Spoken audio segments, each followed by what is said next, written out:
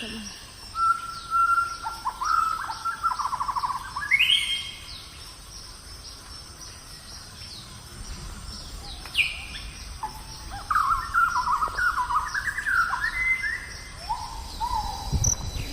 chùm mà mong sao đó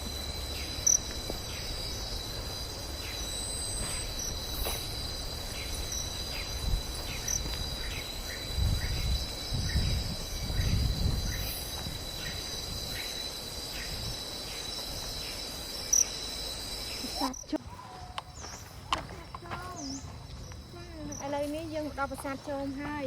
ដែលបានការទៅថាការជួសជុលរយៈពេល3ឆ្នាំ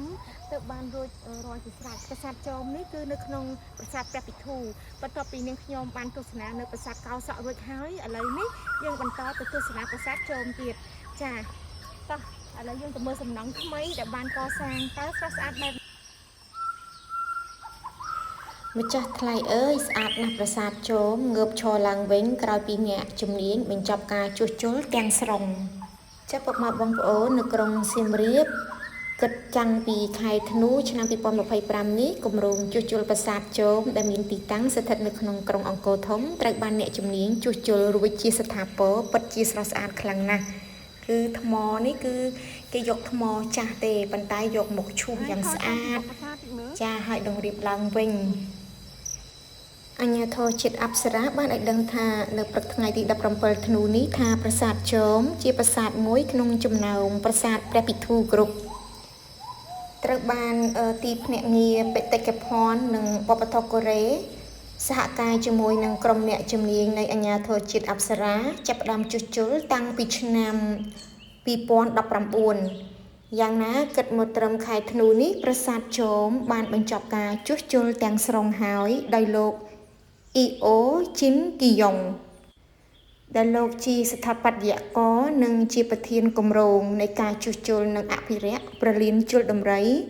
និងក្រុមប្រាសាទព្រះពិធូទីភ្នាក់ងារបេតិកភណ្ឌនិងវប្បធម៌កូរ៉េបានឲ្យដឹងថាប្រាសាទជោមបានងើបឈរយ៉ាងរឹងមាំឡើងវិញបន្ទាប់ពីក្រុមអ្នកជំនាញបានជួសជុលដោយយកចិត្តទុកដាក់ខ្ពស់ជាទីបំផុត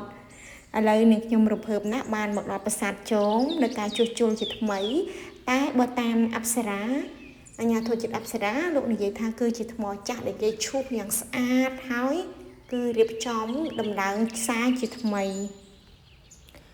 ចាស់លោកបាទ5ពីដំណើរនៃការជួសជុលប្រាសាទជោមដោយអ្នកជំនាញបានរើសថ្មប្រាសាទទាំងស្រុងនិងតម្រៀបឡើងវិញ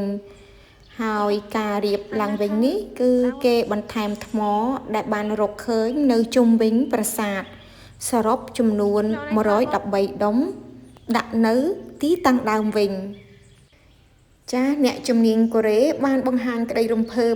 ពេលឃើញប្រាសាទជោមមានរូបរាងពេញលេញនិងរឹងមាំម្ដងទៀត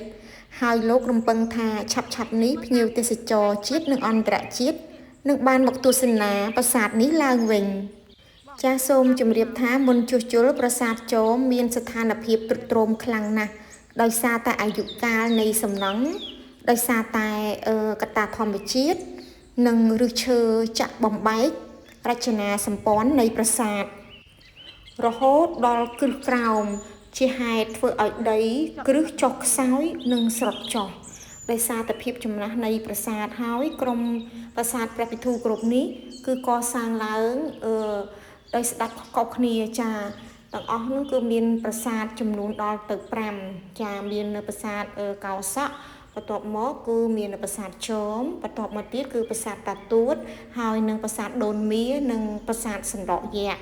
ចាតែគេនិយាយថាការសាងសង់នេះដោយស្ដេចអង្គខុសគ្នាចាស់គម្រោងអភិរក្សនិងថែរក្សារបស់អាជ្ញាធរជាតិអប្សរាសហការជាមួយនឹងទីភ្នាក់ងារបេតិកភណ្ឌកូរ៉េបានជួយសង្គ្រោះប្រាសាទជោមដោយការចាប់ផ្ដើមជួសជុលសសរខឿនសសរពេជ្រសសរផ្អោបស៊ុមទ្វារហោជាងដំបូលនិងផ្តែររបស់ប្រាសាទជោមឡើងវិញចាប់ពុកម៉ែបងប្អូនជ្រាបទេស្ថាបត្យករនៃអញ្ញាធរជាតិអប្សរាលោកថៃយម៉ង់បានឲ្យដឹងថាការជួសជុលជំហានដំបូងគឺក្រុមការងារបានចាប់ផ្ដើមប្រមូលឯកសារចាស់ៗ ពីសាលាបារាំងចុងបូព៌ានិងអភិរក្សឋានអង្គរនិងអាជ្ញាធរជាតិអប្សរាដើម្បីទុកជាឯកសារសិក្សាស្រាវជ្រាវចាប់បន្ទាប់មកក៏ចាប់ផ្ដើមសិក្សាវិតម្លៃនៃការខូចខាតព្រមទាំងធ្វើកំណាយស្រាវជ្រាវបែបបុរាណវិទ្យាដើម្បីពិនិត្យមើលរចនាសម្ព័ន្ធរបស់ប្រាសាទព្រមទាំងបានរកថ្មកំណត់ទីតាំងថ្មថតនិងចុះបញ្ជីថ្មជាលក្ខរួចហើយក្រុមការងារបានចាប់ផ្ដើមផ្គុំថ្មនិងរកឃើញទាំងឡាយចូលទៅទីតាំងដើមឡើងវិញដោយគោរពតាមធម្មនុញ្ញអង្គរផងដែរតាមការបញ្ជាក់ពីស្ថាបត្យករអាជ្ញាធរជាតិអប្សរាការងារជួសជុលនេះក្រុមការងារបានរកឃើញថ្មដែលរលុះធ្លាក់ពីផ្នែកខាងលើកំពូលប្រាសាទប្រមាណជាង 30% ហើយភាគច្រើនខូចខាតត្រូវការជួសជុលនិងព្យាបាលឡើងវិញចាចំពោះការស្វែងរកថ្មនៅប្រាសាទជមមានការលំបាកក្នុងការផ្គុំឡើងវិញដោយសារតែគំនរថ្មខ្លះមានលាយឡំជាមួយនឹងថ្មប្រាសាទផ្សេងទៀតដែលនៅជុំវិញនេះចានេះហើយដែលជាការពិបាកនៅក្នុងការធ្វើយើងត្រូវតែសិក្សាឲ្យច្បាស់តាមការបញ្ជាក់របស់លោកថៃយ៉ាម៉ង់ចាប្រាសាទជមក៏ដូចជាប្រាសាទផ្សេងខ្លះដែលមានសភាពទ្រុឌទ្រោមដោយកំពូលកដាលហ្នឹងគឺថ្មធ្លាក់ចុះសឹងតែទាំងស្រុងទៅហើយពុកម៉ែបងប្អូនអើយនេះហើយបណ្ដាលមកពីអាយុកាលនៃសំណង់កត្តាសង្គ្រាមឬកត្តាខ្វះការថែទាំយូរអង្វែងនិងកត្តាធម្មជាតិចាឥឡូវនេះយើងទាំងអស់គ្នាពិតជារីករាយនិងមានមោទនភាពជាខ្លាំងប្រាសាទជមបានកសាងជួសជុលរួចជាស្រេចហើយនៅក្នុងឆ្នាំ2026ចា